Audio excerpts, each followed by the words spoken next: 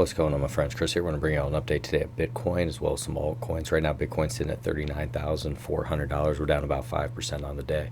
What I want to do is look at some key areas that we're going to be looking at for potential support for Bitcoin here, guys. And what we're going to be doing is staying on the one-day time frame, so each candle is going to represent one day.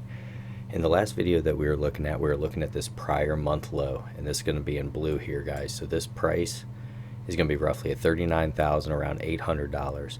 So that's where we are testing right now. So we still have, guys, about 4 hours or so until the actual close of the candle for the day, and it's always important to wait for the close, but we definitely need to see this close, try to get back up above that prior month's low. You don't want to get trapped below that and then have to try to fight back above that, as well as the prior week's low, and then you have the prior day low as well that you're trying to get up above. And you can see how we've fallen down through this 50 moving average we were looking at in the last video. And we also need to be cautious of this 20 moving average crossing down through the 50. We have had some significant pressure to the downside here on heavier volume if we're taking a look at it. Today's volume has also been above average so far.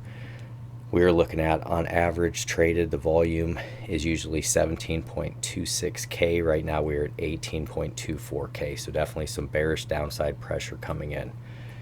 If we look at Fibonacci's here, guys, and what we're using is the smart money concepts, you can see this equilibrium area back in here. This is going to be our 50% Fibonacci area. If we go from the bottom, right from this range down here, and we take it up to the top, guys, what this is going to do is going to land our box here right around this 50%.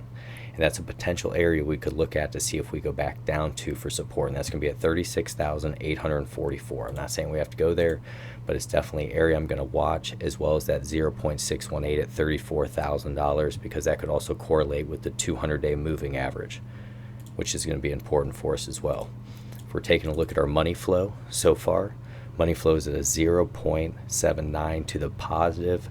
But guys, you can see we had been up as high on our money flow as about 18, and now that money flow has been moving out on us. We've been moving to the downside here. So it really started flowing out, guys. This would have been about December 13th. You can see we still had some move there, but money was coming out of the market in anticipation of the ETF. So really watching these main levels here, guys. First of all, we talked about that 37,000, then it would be down to around that 33,000, 34,000, right in that range. So we need to watch those levels, guys. Just be prepared, have a plan ready. And I also want to take a look at our relative strength here. And I appreciate you bearing with me, guys. I've been having a little bit of internet trouble here. Just been a little bit slower. So our relative strength right now is going to be at 36. So we're trading below that 50 line as well, which could be potential overhead resistance that we have to get up through. So just watching those levels. Next one we're going to take a look at is Ethereum. So for ETH, guys, we have and are now trading below our 50-day moving average, which is at $2,337. I want to see if this green order block right here is going to hold up, see if we can find some support in that area. But we are still in a downtrend here, guys. We are in that confirmed downtrend. You can see we pushed down, and we have a downtrend now. We have lower highs and lower lows coming in. So something we do have to watch here, guys. Looking back to the 50% area of the Fibonacci is going to put us between 2,100 and 2,152, and then we're going to look to our prior month low for potential support at around $2,000 if we do get down to those areas. And one thing with ETH, guys, we did want to hold this area here. We had a really nice breakout. It came on heavier volume, and we've basically given it all back, and we're actually below that area now. So we still have time on the day. We would like to close back up above that, but typically when you get that back test, you want to get moving from that area then. Otherwise, it's going to really show that weakness. The best breakouts are the ones that just go. So you have heavy volume like this, and then you just move.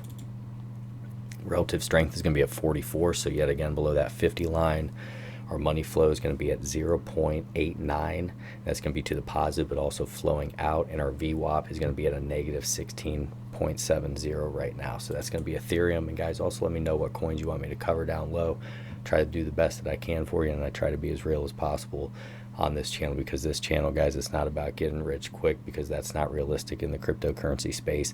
It's about managing your risk and looking for great opportunities at support areas if you're buying, at resistance areas if you're selling, because it's all about those big horizontal supports in this game. And that's what I've really learned over the last 7 years, looking for good strong candlestick patterns, formations on volume off support areas. And that's when you want to end up buying, waiting for the trade to come to you. Think like an institutional investor. They are never going to chase a trade. They're going to have their limits in, and they're going to wait for the trade to come to them.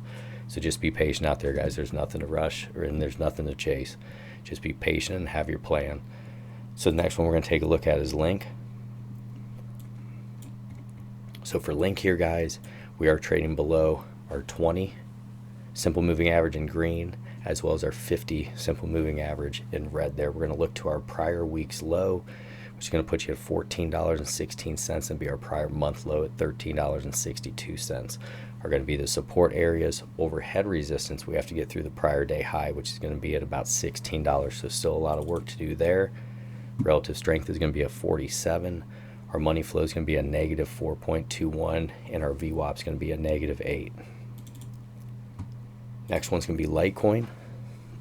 Litecoin has been rejected off this 200-day moving average now 4 times, guys. We were trying to set higher lows. Today we've had some weakness coming in on heavier volume as well, so we're definitely keeping an eye on that. You can see this red order block, how well it's played out between 72.50 up to around that 77.50. And guys, if we don't get above that 200-day moving average, you're not going to go far fast. So that's the main thing that we're watching, to see if we can get up above that in the future on some heavier volume. Then that potentially could open up some opportunities. So right now they have our discount area marked at $57 up to about $60. Money flow is going to be a negative 1.20.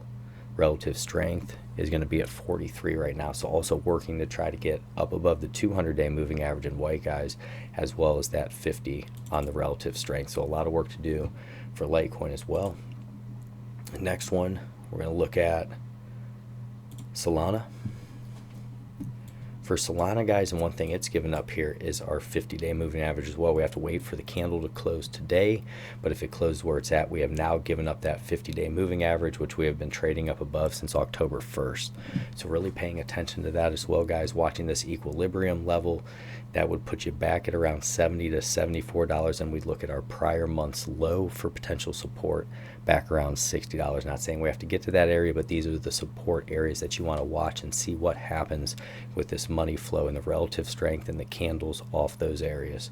Over here, guys, we have a red sell order block up top between $96 and about that 102.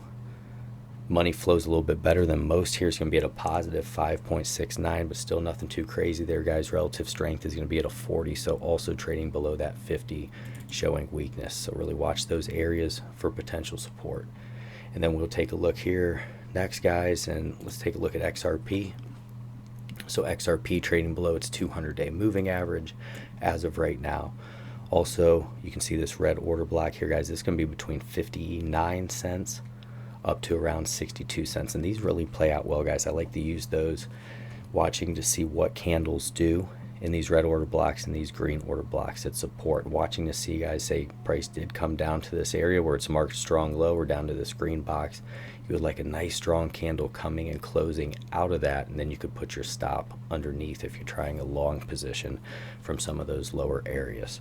But right now, guys, we would look down to probably about that 46 cents, and it's going to be down around these blocks here at about 42, 43 cents if we do go down to that area. Not saying we have to, but something that we do have to keep an eye on at this point.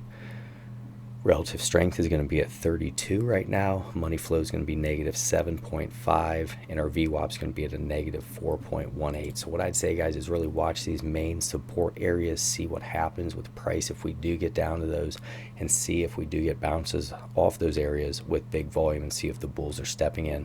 If not, I would look for some more weakness and look down to some of those lower levels. Overall, I think the crypto space is going to do well in the next 6 months to a year.